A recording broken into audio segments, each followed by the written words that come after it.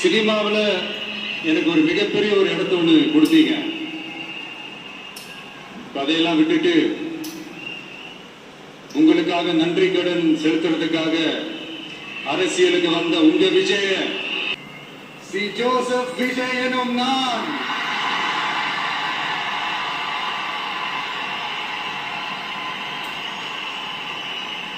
அதை உண்மையாக்கி இருக்கிறீங்க.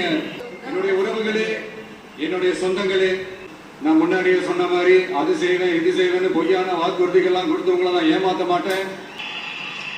நான் முன்னாடியே சொன்ன மாதிரி மக்கள் பணத்துல இருந்து ஒரு பைசா கூட நான் தொட மாட்டேன். எனக்கு அது அவசியமும் இல்லை. அது உங்களுக்கு நல்லாவே தெரியும். இந்த விஜய் தப்பு பண்ண மாட்டான், தப்பு பண்ணவும் விட மாட்டான்.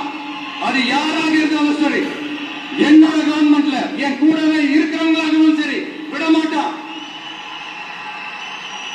சப்போஸ் யாருக்காவது அப்படி ஒரு எண்ணம் மனசுல இருந்துச்சுன்னா, நம்ம ஜெயிச்சுட்டோம், ஒரு ஆட்டம் ஆடி பார்க்கலாம் அப்படின்ற எண்ணம் யாருக்காவது இருந்துச்சுன்னா இப்பவே இந்த நிமிஷமே அதை எரேஸ்